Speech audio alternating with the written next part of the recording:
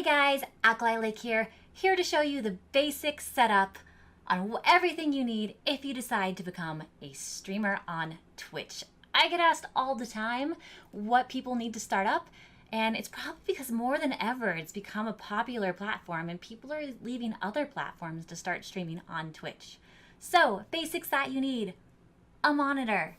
I have two because I love having my chat really big, easy to see. I often run contests and giveaways on my stream, so I like to have a really interactive section where I can look at what's going on with chat while I'm playing the game that I play on Twitch. But you don't have to have two screens. You can have a couple windows open on one. It can just be a little harder to read. So, good monitor, big monitors, cameras. I think you need two, but you can get away with one. The reason I say two is because two helps anytime you want to put your camera on something else. Like if you're a creative streamer, you're an artist, I encourage having a camera on your face so people can see you and talk to you. But that way you also have a camera on your hands if you're making art.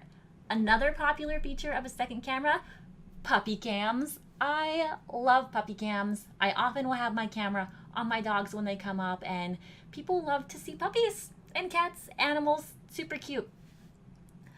Also, you need a good mic.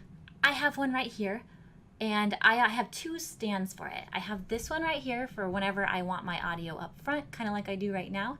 And I have this arm attachment over here for when I'm streaming. My voice carries, it can be really loud, so often I like to put my mic to the side, and I use this pop filter in front of it. A pop filter helps take out sounds like puzz and buzz and things people don't like to hear in their ears. You might have heard it when I did that last little bit.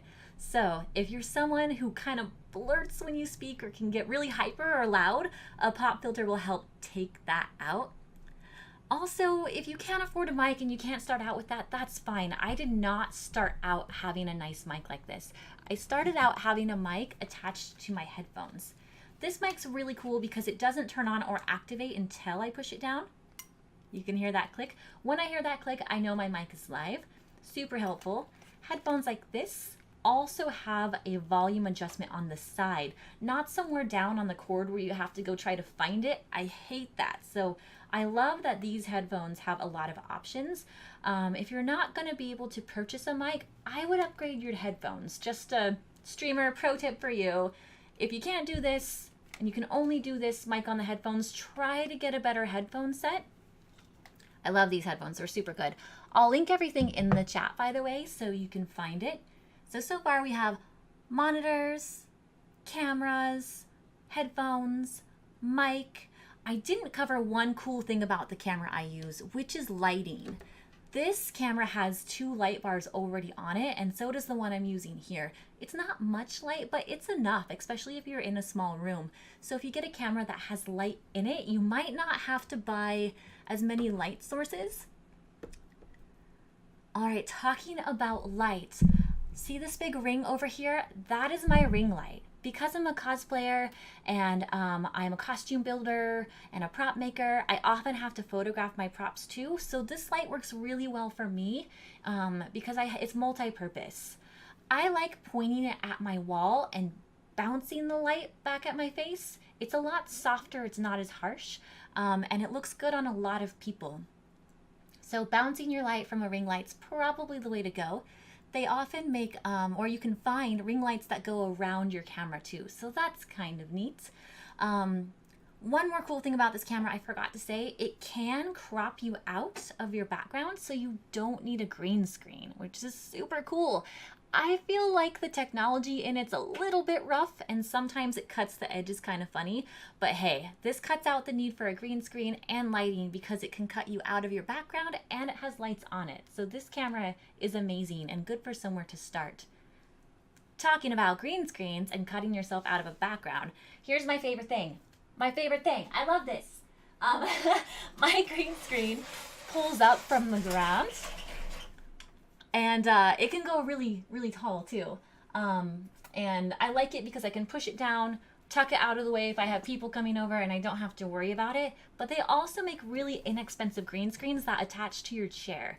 And they're multi-backgrounded, so you can go from green to blue or whatever your software needs.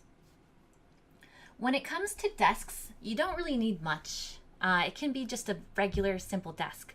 But if you're going to be streaming pro and stream all the time, I mean, I stream 5 days a week. It can really take its toll on your back, and sitting overall is just not good for you. There's a lot of research out there that says people who sit for long periods of time generally can have more health issues, and it does yucky things to our tummy. So if you don't want to have to deal with that, invest in a sit-stand desk. Kind of cool, right? Oop, light. Technical difficulties. There we go. So I love my sit-stand desk because it gives me the option to stand during a stream too, and it pretty seamlessly can go from sitting to standing. People don't often realize, unless they hear it, that my desk is going up and down. So super cool. We'll go over the basics again. Desk can be any desk. Sit-stand is cool if you ever want to upgrade. Chair can be any chair, but you might want one that has some good support. Microphone if you can. If you can't, you're gonna need one built into your headset. Monitors. Let's see, monitors, camera, microphone, green screen. That's pretty much it. You can stream on Twitch without a lot. I mean, heck, you can even stream on Twitch with your cell phone. You don't need all of these things, but they are helpful. And one last little cheat before I go. Another lighting cheat I use is this lighting source. That's bright, I know. It can give you that scary campfire, like, look. This is what I started out with. It's a very small light, really tiny. I used to bounce this off the wall and back at me, and you get 2 of these for like 20 bucks. I'll link that as well. I just covered the basics of equipment in this quick tutorial, but if you want to learn more, keep coming back. I'm going to develop this series and have all sorts of how-tos.